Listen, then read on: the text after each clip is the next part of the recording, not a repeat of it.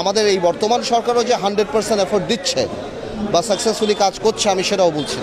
আইন শৃঙ্খলা পরিস্থিতি সারা বাংলাদেশে অবস্থা খুব খারাপ এবং আমরা এটা তো দৃশ্যমান যে পুলিশ তার কাজ করছে না সেভাবে যেভাবে আমরা আশা করেছিলাম।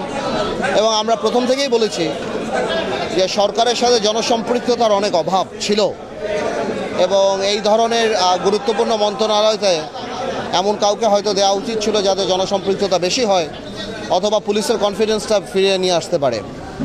আমি গতকালকে শুনেছি আপনার উপদেষ্টার বক্তব্য, তবে এটাকে উড়িয়ে দিয়ে দেওয়া যায় না যে এখানে আওয়ামী লীগের বা বিগত যে সরকার তার যথেষ্ট পরিমাণ অবৈধ অর্থ আছে এবং দেশের একটা পরিস্থিতি খারাপ হলে পলিটিক্যাল বেনিফিট সেই সরকারই পাবে। তো আমি সেটাকে উড়িয়ে দিচ্ছি না, আবার অ্যাট দ্য সেম টাইম আমাদের এই বর্তমান সরকারও যে 100% এফোর্ট দিচ্ছে বা সাকসেসফুলি কাজ করছে আমি সেটাও বলছি। তো আমার মনে হয় যে আমরা আশা করি সামনে এই পরিস্থিতি ভালো হবে।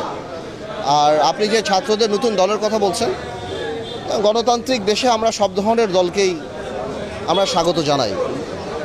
দল মানেই মানুষের কাছে যেতে হবে এবং মানুষ যদি গ্রহণ করে তাহলে আপনাকে মানুষ তার বিশ্বাসের জায়গায় রাখবে। তবে এটাও আমি বলতে চাই যেহেতু এটা অন্তর্বর্তীকালীন সরকার, কোনো রাজনৈতিক দল যেন কোনো বেনিফিট না পায় যেটা অন্যান্য কোনো রাজনৈতিক দল পাচ্ছে না।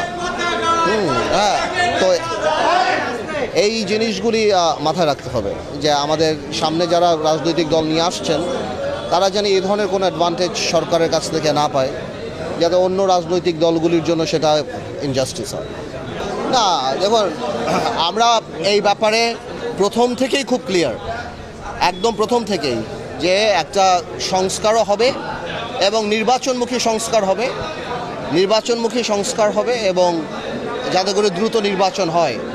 সংস্কার এমন কিছু করা যাবে না যেটা ভবিষ্যতে জনগণের সরকারের করা উচিত বা তাদের হাতে ন্যস্ত হওয়া উচিত। আবার সংস্কারের কথা বলে কাল বিলম্ব করা যাবে না, কারণ নির্বাচনের ব্যাপারটাও এটাও জনগণের কাছে অত্যন্ত গুরুত্বপূর্ণ এবং গত 6 মাসে সরকার যেভাবে চলছে সেই জিনিসটাতেও মানুষের আস্থা আস্তে আস্তে হারিয়ে যাচ্ছে। তা আমি মনে করি নির্বাচনমুখী সংস্কারটা এখন বেশি গুরুত্বপূর্ণ। না, আমরা তো আলহামদুলিল্লাহ খুব ভালোভাবে দল গোছাচ্ছি। আমরা ঢাকা সিটিতে, আপনারা জানবেন, আপনারা রিসেন্টলি আমাদের প্রোগ্রাম দেখেছেন এবং রমজানের পরে আমাদের আবার ব্যাপক প্রোগ্রাম হবে। শুধু ঢাকা না, সারা বাংলাদেশ থেকেই যারা পজিটিভ পলিটিক্স করতে চায় এই ধরনের অনেক মানুষ আমাদের সাথে যোগাযোগ করছে। ইনশাল্লাহ বাকিটা আল্লাহ ছেড়ে সময় বলে দেবেন। ভোলা তো আমাদের রুট, ভোলা থেকেই তো আমরা আসছি। বাকি সব কিছু ইনশাল্লাহ সামনে সব জানতেই পারবেন কি হয় না।